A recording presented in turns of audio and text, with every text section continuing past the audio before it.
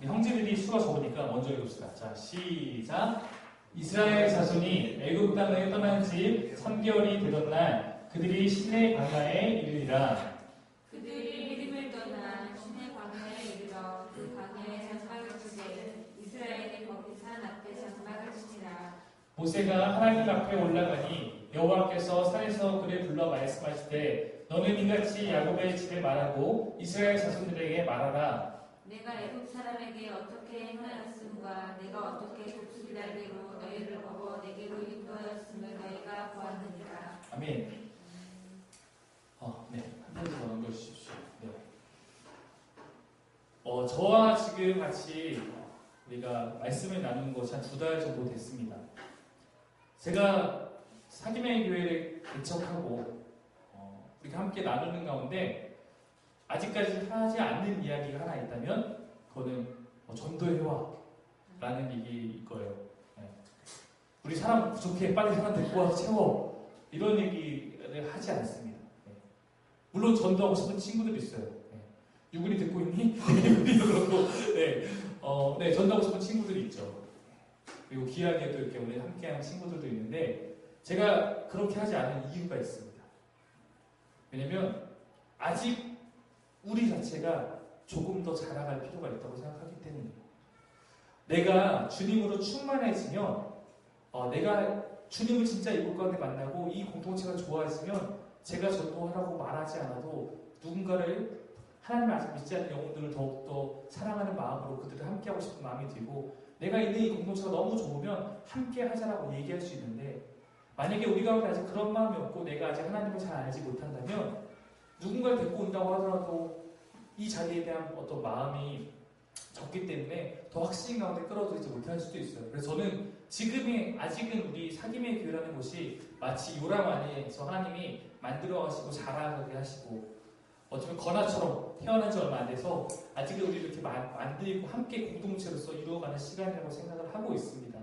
그래서 지금 우리가 뭔가 부흥하고 빨리 커지고 이런 것보다 제가 여러분과 함께 하고 싶은 거는 하나님이 어떤 분인지를 함께 소개하고 그분을 같이 나누는 일을 하고 있는데 그거를 어떻게 하면 쉽게 가르칠까 고민하다가 비교적 그래도 연재 시리즈로 역사의 흐름을 따라서 성경의 흐름을 따라서 가르치려고 노력하고 있고요. 그래서 보면은 지금 창세기부터 출애굽까지의 내용을 이렇게 조금 큰 굵직굵직한 사건을 통해서 다뤘었습니다.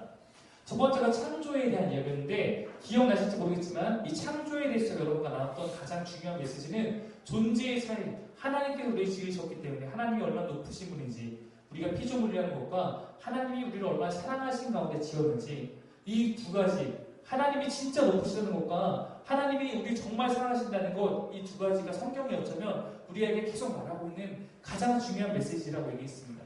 두 번째, 타락. 하지만 인간은 하나님의 그 사랑을 받는 가운데 타락했습니다. 그러나 그 타락의 끝이 아니라 우리의 그 실수와 우리의 그 잘못 가운데서도 하나님은 일하고 계시고 설령 우리가 하나님 뜻대로 지금 당장 어떤 그것을 발견하지 못하고 다른 곳을 선택하더라도 우리가 끝까지 하나님을 신뢰한다면 하나님 그 안에서 길을 내신다. 이 얘기를 했었습니다. 세 번째는 아브라함의 삶을 통해서 이제 창세기에 나타난 이스라엘이라는 민족의 시작 그리고 아브라함에게 자라가는 시간의 그 여정을 보면서 누구에게나 우리도 그런 훈련의 시간들이 필요하고 아브라함이 한순간에 만들어진 것이 아닌 것처럼 지금 우리도 비록 연약할지라도 하나님께서 우리 만들어 가시고 우리도 결국은 자라갈 수 있다라는 얘기를 했었고요. 지난주 설교는 출애굽해서 홍해를 만난 사건이었습니다. 홍해를 피하는 방법 없다. 홍해를 피하는 방법은 없고 홍해 가운데 살아가는 방법이 있다. 홍해를 피하려고 하지 말고 홍해 가운데 살아가는 법을 우리가 알자라고 했던 내용을 나눴습니다. 자, 우리가 창세기에서 시작해서 애굽으로 갔던 그 하나님 백성이 애굽에 400년 동안 하나님께서 그들을 이제 나라가 될 만큼 백성을 많이 만드셔서 그들을 데리고 나오십니다. 그래서 그들을 가나안으로 가라고 말씀하시지만 가나안으로 바로 가지 않고 어디로 이끄시냐면 시내산으로 이끄셔요. 어디로 이끄신다고요? 시내산입니다. 시내산으로 가야 되는 이유가 있었어요. 시내산에 가기 위해서 홍해를 건넌 것입니다. 시내산에 가지 않아야 됐다면 홍해를 건널 필요가 없었습니다. 시내산에 가는 과정과 홍해를 건넌 것인데 하나님께서 그들의 시내에 부른 목적이 있었습니다.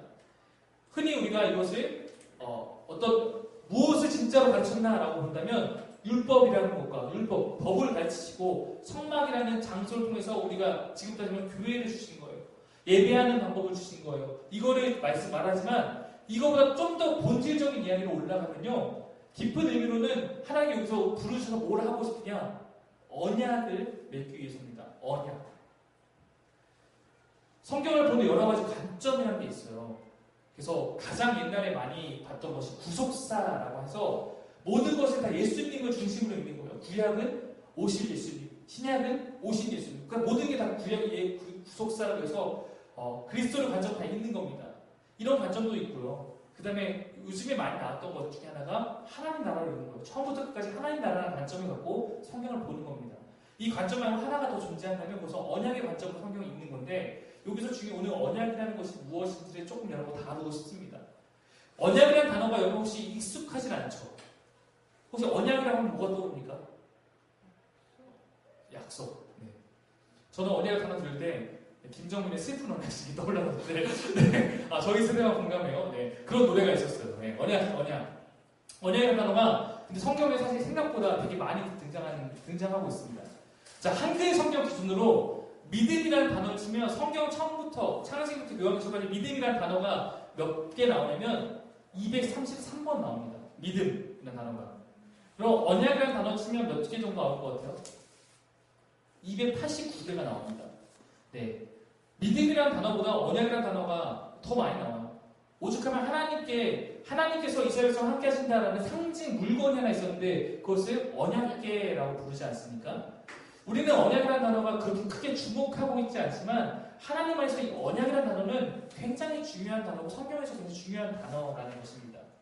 자, 우리가 이렇게 이야기하면 하나 좀 쉬운 예가 될 수 있는데 하나님께서 언약을 굉장히 많이 하시는데 그 중에 하나님이 일방적으로 어떤 언약을 하실 때가 있는데 그 중에 하나가 뭐가 있냐면 노아 시대에 홍수로 심판하셨어요. 그 이후에 내가 이제 다시 너희를 물로 심판하지 않을게 라고 언약하셨다라고 성경에 기록하거든요. 이 언약은 그러면 뭐냐면 무지개를 증거 삼아서 내가 무지개를 너에게 주면서 이거 볼 때마다 너희가 나의 언약을 기억해. 내가 반드시 이 약속을 지킬 거야 라고 한 거예요. 그러면 약속이란 건 여러분 나쁜 얘기지만 약속은 막 깨지라고 있는 거다 이런 얘기 하잖아요. 근데 이 언약이라고 하는 그런 차원이 아니라는 거예요. 하나님께서 내가 너희 다시 물로 심판하지 않겠다고 그냥 진짜 않는 거잖아요. 하나님이 우리한테 그렇게 언약하신 거는 하나님이 확증하신 거예요. 하나님을 걸고 내가 너희한테 약속한 거예요. 그만큼 대단한 거죠. 근데 여러분 이 언약을 깬다는 건 그래서 단순히 내가 하나의 약속을 어기는 게 아니라 그 언약을 맺은 당사자들끼리 관계가 깨어지는 것과 같습니다. 아니 현우가 나와 언약을 맺었어 지금. 우리가 언약 관계야. 이상하지만 언약 관계야.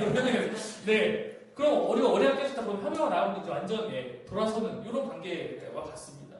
그만큼 인격 대 인격으로 내 모든 것을 걸고 약속하는 것 이것이 언약이라는 거예요. 하나님께서 신의 산에서 이스라엘 백성과 지금 뭘 하려고 하냐면 언약을 하려고 부르셨다는 거예요. 너희가 나의 언약 백성이야. 언약 백성이야. 이렇게 말하고 싶은 거예요. 너희와 나는 이제 언약이야. 자, 성경을 펴면요. 기억해야 할 언약이 많이 있었어요. 그 중에 우리가 오늘 말씀과 더불어서 중요한 언약 가운데 하나가 뭐냐면 아브라함과 맺은 언약이거든요.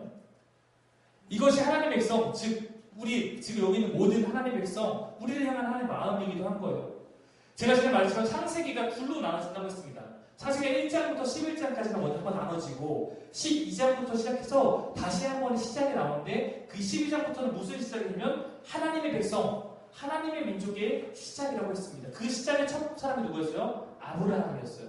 자, 우리 한번 12장 1절부터 3절을 2절까지 한번 읽어볼게요. 먼저 시작. 여호와께서 아브라함에게 이르시되 너는 너의 고향과 친척과 아버지의 집을 떠나 내가 내게 보여줄 땅으로 가라. 내가 너로 큰 민족을 이루고 내게 복을 주어 내 이름을 창대하게 하리니 너는 복이 될지라. 잠깐 여기까지 읽을게요. 자, 아브라함을 한 사람 불러서 약속하는 거예요. 아브라함아, 내가 너의 하나님이 되어줄게. 너는 나를 위한 사람이 되어줘. 우리 언약하자. 우리 그렇게 살아가자. 말씀하시는 거예요. 근데 많은 사람이 이 말씀을 보면서 안타깝게 우리가 어떤 단어를 이 말씀에서 많이 찾아내냐면 어딨나요? 네, 복, 큰 민족, 땅, 창대하자. 그러니까 이런 거를 갖고 이 말씀이 하나님 믿으면 잘 될 거야. 이렇게 그냥 해석하는 경우가 있는데 사실 이 말씀이 그렇게 단순하지가 않아요. 요즘에 옛날에 이렇게 성공주의식으로 설교하는 거를 미국에서는 캘리포니아 복음이라고 불렀어요. 왜냐면 미국에 흔히 말하는 성공주의 목회하는 그런 사람들이 캘리포니아 쪽에 많았거든요. 그래서 캘리포니아 복음이라고 하는데 요즘에는 한국에서 이걸 여의도 복음이라고 부르더라고요. 네, 여의도에 있는 큰 교회가 이런 얘기를 하도 많이 하기 때문에 네. 근데 이것이 뭐냐면 이 1절 2절보다 더 중요한 게 3절이라고 생각합니다. 3절 한번 읽어볼게요. 자, 읽겠습니다. 시작. 너를 축복하는 자에게는 내가 복을 내리고 너를 저주하는 자에게는 내가 저주하리니 땅의 모든 족속이 너로 말미암아 복을 얻을 것이라. 자, 이게 무슨 얘기냐면요. 너를 축복하는 자에게 내가 복을 주고 너를 저주하는 자에게 내가 저주한다. 이거는 쉽게 말하면 너하고 나하고 같은 편이라는 거야. 내가 너의 편이다. 너가 나의 편이고 우리는 이제 하나야. 너랑 나랑 언약 관계야 이거 말하는 거야. 내가 너와 함께 할게. 이 얘기를 하고 있는 거예요. 근데 내가 너와 함께 할게까지만 하면 여기서도 만족스럽지 못해요. 함께하는 이유가 맨 뒤에 나오는데 땅의 모든 족속이 너로 인해 복을 얻도록 해요. 내가 너와 함께하는 이유는 너라는 한 사람을 통해서 내가 꿈꾸는 나의 꿈이 있기 때문이에요. 너라는 사람을 통해서 내가 하고 싶은 것이 있기 때문에 아브라함 네가 나의 도구가 되어줘. 우리 함께 이것을 하자. 땅의 모든 족속이 하나님한테 복을 얻도록. 아브라함이 도구라는 것입니다. 여러분 이 땅에 교회가 왜 존재합니까? 사귐의 교회는 왜 시작했나요? 그럼 교회로 말미암아 땅의 모든 사람들이 주님을 알고 복음을 듣도록 하기 위해서 교회가 존재하는 것입니다. 그것이 교회의 사명입니다. 모든 교회의 사명이 그렇습니다. 어쩌면 그 사명의 기원을 아브라함이라는 한 사람을 통해서 먼저 말씀하시는 거예요. 우리끼리 그냥 즐겁고 끝나는 거라면 어쩌면 그것은 하나님의 뜻을 다하는 교회가 아닙니다. 정말 모든 사람을 향해서 우리가 각각의 주어진 그곳에서 복음을 전할 수 있도록 이 땅에 곳곳에 교회가 있는 거 아니겠습니까? 모든 사람이 하나님이 되기 위해서 하나님은 이스라엘 민족이 하나님만 되고 싶어 하지 않으세요. 사귐의 교회라는 곳이 하나님만 되고 싶어 하지 않으세요. 모든 민족이 하나님 되고 싶어 하세요. 다만 이제 우리에게 각각의 그 역할들이 주어지는 거죠. 모든 사람이 하나님 되기 위해서 한 민족 이스라엘을 부르신 것이고 아직 이 민족의 실체가 있기 전에 그 민족의 첫 시작이 되는 아브라함을 불러서 말씀하시는 겁니다. 그래서 이 아브라함이 주시는 언약은 모든 교회와 성도들에게 주시는 언약입니다. 여러분 이 언약이라는 것이 종교적인 단어가 아닙니다. 사실 옛날에 이제 부족 간의 동맹보다 좀 더 센 거를 뭐라고 그러죠? 혈맹 이렇게 부르거든요. 혈맹이 뭔지 아시죠? 혈맹이 혹시 어떤 건지 아니? 피로 맺은 언약. 네, 피로 맺은 언약이에요. 여러분 혈맹 옛날에 무협지 같은 데 보면 막 이런 데 보면 혈맹 어떻게 맺니? 칼로. 해서. 술에. 네. 피를 섞어서 마셔요. 그쵸? 이게 뭐예요? 이거는 우리 피로 맺어진 거니까 만약에 너가 나하고 언약 깨면 우리 한 대 피 보자. 우리 한번 피 보자. 진짜 이런 얘기거든요. 이런 겁니다. 근데 이게 약간 동양의 언약식이라면 그리고 서양의 그 중동의 이스라엘 근동 쪽에 이 문화권에서는 어떻게 언약을 맺었냐면 이렇게 언약을 맺었어요. 자, 제가 천형님하고 같이 이제 언약을 맺습니다. 우리가 이제 같이 경수족과 정규족이 이제 언약을 맺는다 그러면 우리 이제 같이 동맹이야. 그러면 짐승을 잡아서 짐승을 반으로 쪼갭니다. 양쪽에 짐승을 반쪽에 쫙 깔아요. 그리고 그 가운데를 둘이서 걸어갑니다. 그건 뭐냐면 둘이 걸어가면서 서로가 이제 그 죽은 자네를 보면서 이렇게 생각하는 거예요. 너랑 나랑 이제 이 언약 깨면 우리 이렇게 되는 거야. 우리 죽는 거야. 이렇게 맺는 게 고대 근동의 언약하는 방법이었어요. 아브라함과 하나님께서 언약했다고 하시지 않았습니까? 우리 한번 창세기 15장을 펴보시겠어요? 창세기 15장입니다. 아브라함이 하나님께서 아브라함아 내가 너희 하나님이 되어줄게. 대신 너는 나의 꿈을 갖고 내가 너한테 이렇게 해줄게라고 했던 것이 15장 4절입니다. 별과 같은 자손을 주겠다라고 하시는데 15장 4절 5절 한번 읽어볼게요. 시작. 여호와의 말씀이 내게 임하여 이르시되 그 사람이 내 상속자가 아니라 내 몸에서 난 자가 내 상속자가 되리라 하시고 그를 이끌고 밖으로 나가 이르시되 하늘으로 목표를 셀 수 있나 보라. 또 그에게 이르시되 내 자손이 이어갈지라. 자식 하나 없는 아브라함한테 하나님께서 네가 나의 그런 언약 관계 안에 들어오면 내가 너로 큰 민족을 이루게 해줄 거라고 약속하지 않았습니까? 그 약속의 첫 번째 보증이 이삭이라는 아들을 낳는 건데 그 아브라함 실패하는 가운데 하나님께서 기억시키시는 거예요. 그러니까 아브라함이 하나님 그럼 좀 하나님 그 언약만 하지 말고 증거 좀 보여주세요. 그러니까 아브라함에게 하나님께서 이렇게 말씀하십니다. 15장 9절 10절이에요. 한번 같이 앞에 보고 읽어볼게요. 시작. 여호와께서 그에게 이르시되 나를 위하여 3년 된 암소와 3년 된 암염소와 3년 된 순양과 산 비둘기와 집 비둘기 새끼를 가져올지니라. 아브라함이 그 모든 것을 가져다가 그 중간을 쪼개고 그 쪼갠 것을 마주 대하여 놓고 그 새는 쪼개지 아니하였습니다. 새는 쪼개지 않고 새는 너무 작기 때문에 쪼개지 않는 거고요. 나머지는 다 쪼개서 놓고 이 언약을 말하는 거예요. 그러면서 13절부터 16절입니다. 자, 13절부터 16절 제가 읽을게요. 자, 보시면 여러분 이 아브라함의 역사, 아브라함의 이 말씀 가운데 이스라엘의 모든 역사가 드러납니다. 이미 하나님께 예언하시고 약속하시는 거예요. 보면 아브라함이 너는 반드시 알라. 내 자손이 이방에서 객이 되겠다. 여러분 이게 무슨 사건입니까? 이방에서 객이 되겠다. 네. 이 이방에서 객이 된다는 거는 뭐 애굽의 노예가 된다는 것도 그렇고 나중에 이 이방에서 객이 된다는 얘기도 마찬가지죠. 그래서 이방 객이 되고 성겠고 400년 동안 내 자손을 괴롭히겠다. 이 출애굽 400년의 그 시간 하기 정말 400년 동안 애굽의 노예가 되는 그 사건에 대해서 말하는 거잖아요. 내가 징벌하겠다. 이거는 10가지 재앙을 통해서 내가 애굽을 치겠다라는 말을 하는 거고요. 그 후에 내 자손이 큰 재물을 이끌어. 제가 지난주에 말한 거 기억나시나요? 네. 애굽의 사람들이 이스라엘 사람 달라는 대로 돈을 다 줬어요.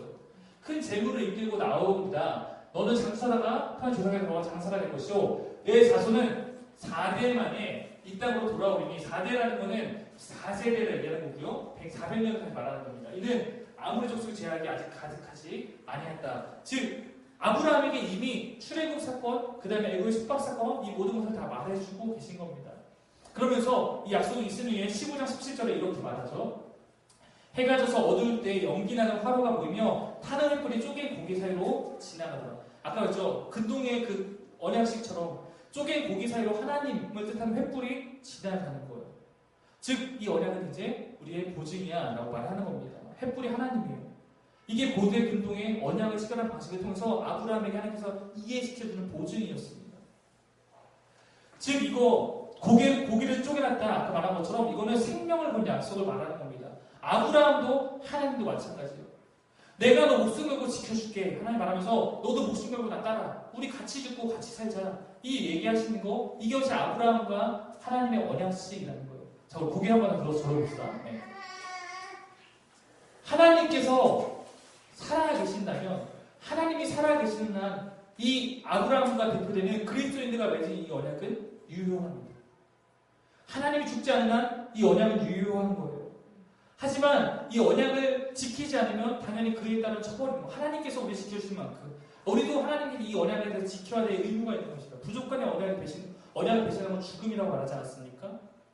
우리가 알다시피 하나님이라는 분은 성품상 언약을 파기하실 수 없는 그런 존재이십니다. 성경 어디에도 하나님께서 언약을 파기하거나 돌변하는 모습을 보이신 적이 없습니다. 이 언약이 유지되는 것은 우리의 어떠함에 달려있는지 몰라요. 하나님께 아브라함이 요구한 게 있어요. 이 언약을 지켜서 너는 나를 섬겨라. 나만 섬겨라. 너의 하나님 나라는 것만 인정해라. 이것이 언약을 유지하는 조건이 아니었습니까? 여러분 실제로 이 언약 때문에 이스라엘이 범죄에 살게 된 사건이 있었습니다. 여러분 이스라엘이 시내산에서 다시 한번 언약을 맺기 위해서 오늘 부르셨잖아요. 이 시내산 사건 이후에 바로 이스라엘 가운데 큰 범죄를 저지르는데 너희가 나만 섬겨. 근데 하나님은 섬기지 않고 이들이 다른 걸 만듭니다. 뭐죠? 금송아지라는 걸 만들어요. 얘가 이제 하나님이야. 금송아지. 왜 금송아지일까요? 왜냐면 그게 그때는 소라는 것이 당시 섬기는 신의 형상이었어요. 그러니까 금송아지 만드는 거예요. 이게 신이야. 하나님만 섬기겠다는 것이 이스라엘의 언약의 그런 어떤 근거이자 약속인데 스스로 이것을 파기한 것입니다. 그러면 이스라엘 어떻게 돼야 돼요? 언약 파기했으니까 죽어야 돼요. 근데 모세가 이때 하나님께 간청합니다. 그 근거가 뭐냐면 아브라함과 맺은 언약을 기억해 주시기로 했어요. 출애굽기 32장 13절 14절입니다. 한번 같이 읽어보겠습니다. 앞에 있으니까요. 시작. 주의 종 아브라함과 이삭과 이스라엘을 기억하소서. 주께서 그들을 위하여 주를 가리켜 맹세하여 이르되 내가 너희의 자손을 하늘의 별처럼 많게 하고 내가 허락한 이 온 땅을 너희의 자손에게 주어 영원한 기업이 되게 하려 하셨나이다. 여호와께서 뜻을 돌이키사 말씀하신 화를 그 백성에게 배신했을 때 하나님은 처단하려고 하는데 모세가 하나님 아브라함과 약속한 거 있지 않습니까? 우리를 별과 같이 많게 하신다고 언약하지 않습니까? 그러니까 하나님 그 언약을 기억해서 우리를 한 번만 더 용서해 주세요. 아브라함이 그 모세가 간청하고 그래서 하나님께서 화를 돌이키시게 된 사건이 있었습니다. 그리고 나중에 우리가 이 얘기 들어봤잖아요. 나중에 이스라엘 국가가 완전히 멸망해서 이들이 바벨론의 포로로 끌려갔을 때 그들이 다시 돌아오게 되는 근거 또한 하나님의 언약 때문이었어요.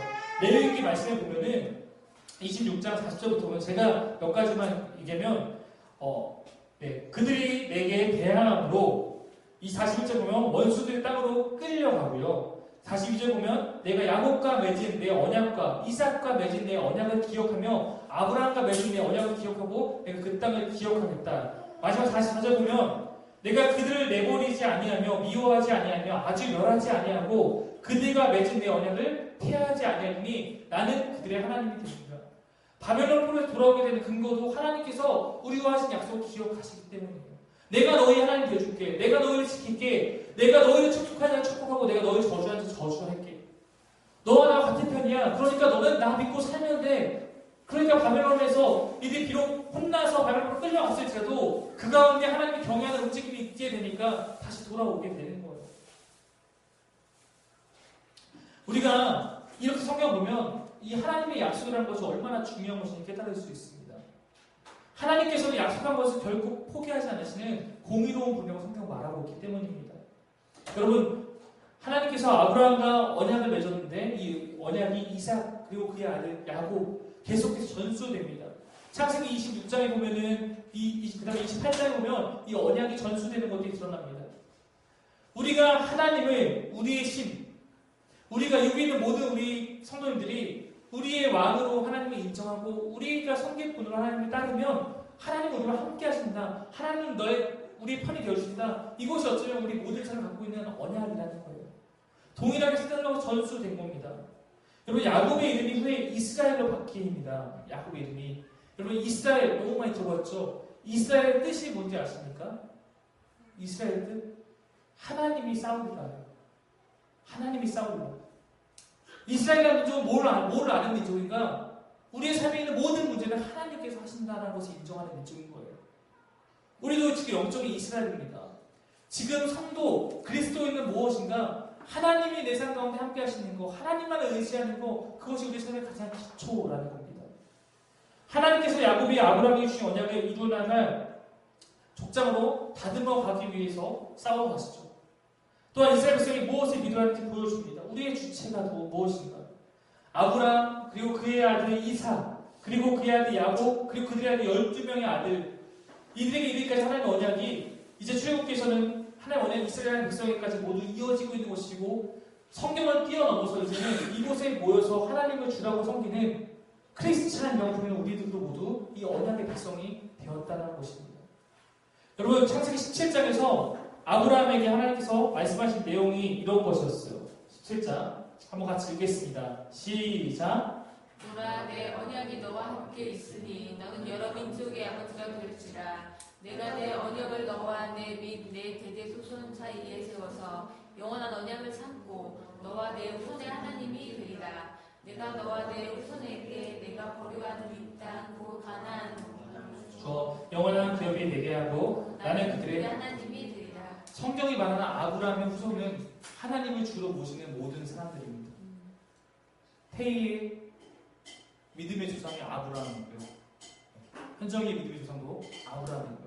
우리 모두에게 이 언약이 흘러왔다라고 성경은 기록하고 있습니다. 자, 여러분, 하나 중요한 사실이 있습니다. 여러분, 이스라엘이 하나님의 백성이다라는 표로서 행하는 일이 하나 있습니다. 할례라고 부릅니다. 상여가 할례가 뭔지 알지? 네. 여러분, 할례를 행하는데 할례를 왜 행할까? 왜 하나님께서 굳이 그 난지 8일 된 아기를 생사를 벗겨가면서 피를 보면서 할례를 하라고 하는가? 혹시 이거를 생각해 보신 적 없으시죠? 이유가 있습니다.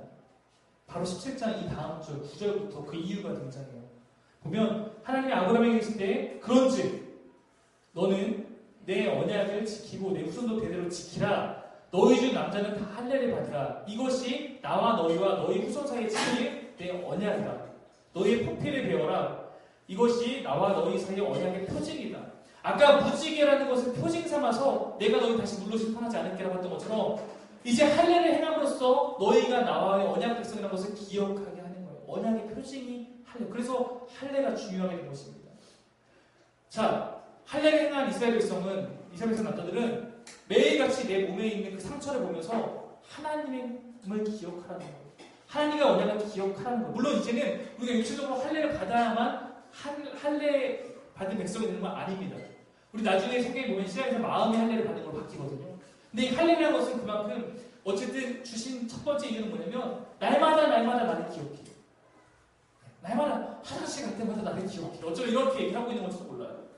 이만큼 하나님이 우리의 하나님이고 그분이 내가 그분의 백성이라는 거, 그 언약 가운데 있다는 것이 중요한 것입니다. 창세기에서 이 언약이 아까 개인적인 차원에서 시작했다면 이것은 이제 민족의 차원으로 발전된 겁니다.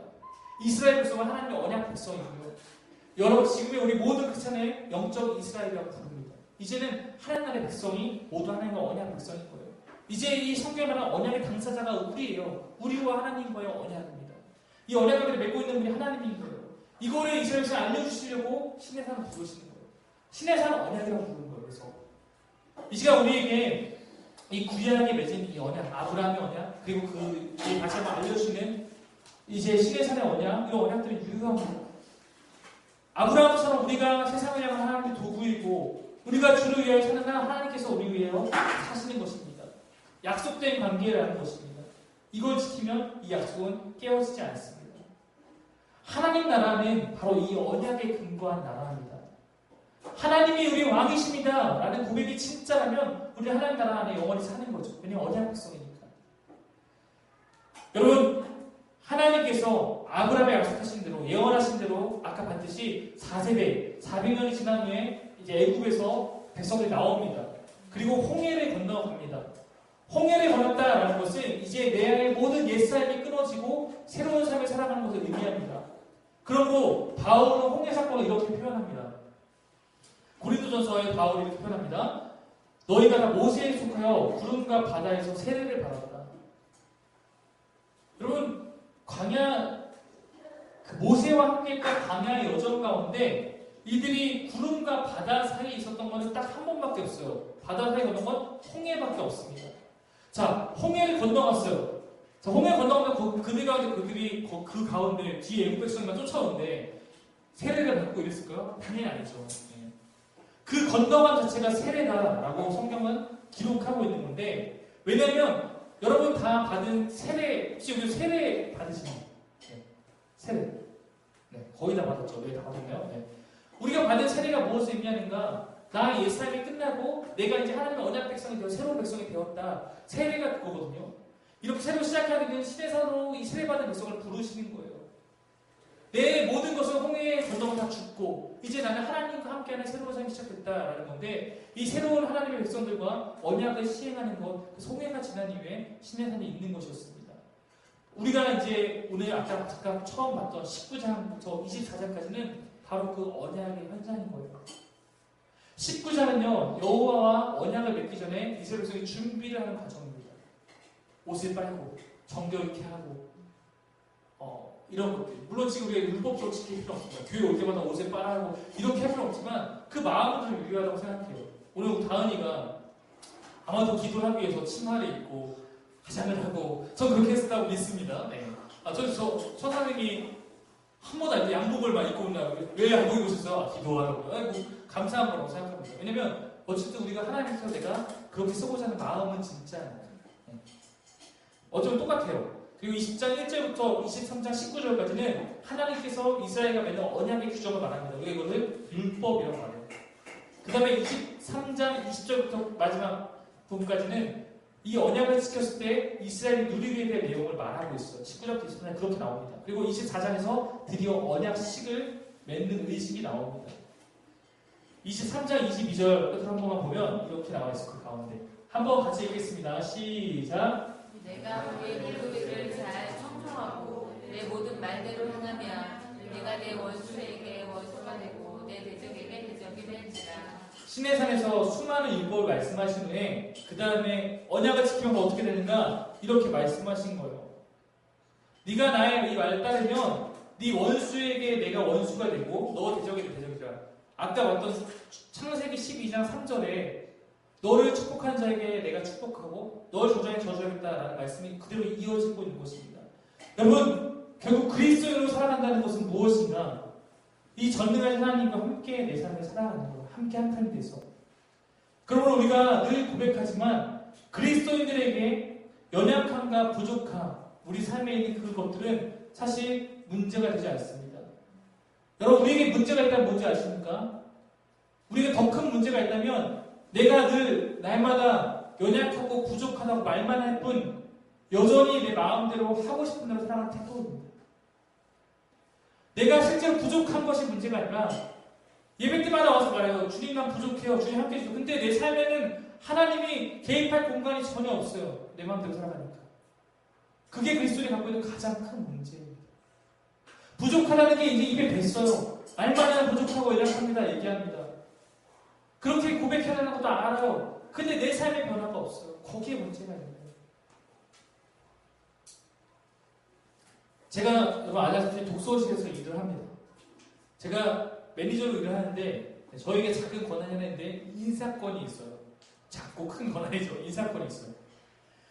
함께 일하는 이제 직원들을 채용하고 어떻게 자를 수 있는 권한이 저에게 있다는 겁니다. 아주 작은 이 권한을 가진 저에게도 여러분 어떤 마음이 드신지 아십니까? 그런 직원들이 일을 잘 못하는 거는 괜찮아. 가르치고 도우면 되니까. 근데 정말 싫은 것이 있습니다. 못하는 것이 아니라 안 하려는 것. 또 자기 마음대로 해버리는 것. 왜냐면 그런 사람은 제가 도울 수도 없고 뭘 해줄 수가 없기 때문에 그럴 때는 난감할 때가 있어요.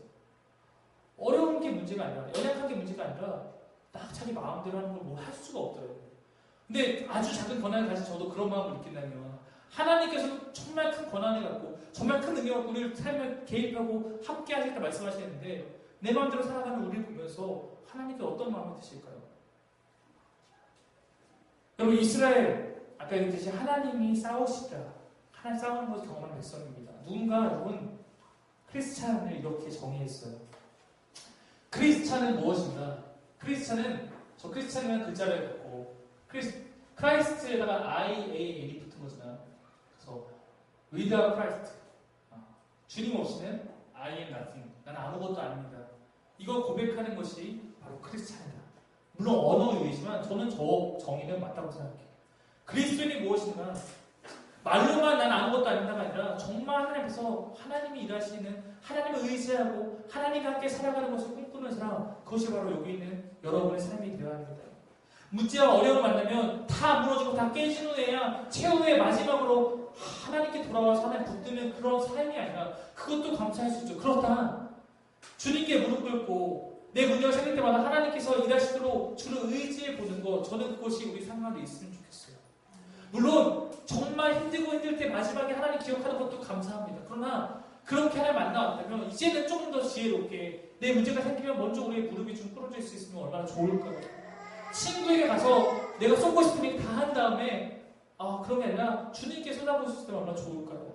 여러분, 하나님의 살아계심을 믿는다면 오늘까지 유효한 우리가 그 언약을 붙들었으면 좋겠습니다. 하나님께서 나의 하나님 되어줄게. 야, 너 힘들게 하는 사람? 그 사람 나하고 원수야. 너 저주하는 사람? 내가 저주할게. 너 축복하는 사람? 내가 축복할 거야. 이게 우리 하나님 아니십니까? 내가 순종하고 내가 그분을 의지하면 그런 하나님의 마음 우리 가운데 있는 겁니다. 신자의 삶은 나 혼자 살아왔던 나의 지난날, 내가 나의 주인 되어 살았던 나의 모든 것들이 죽고 다시 태어나는 것입니다. 그리고 이제 그 주님과 함께 손 붙들고 사는 것입니다. 그 하나님 뵙는 그날까지 그분이 살아계시는 한 그분의 약속은 유효하며 그분이 여러분을 항상 붙들고 인도하실 것입니다. 아멘. 기도하겠습니다.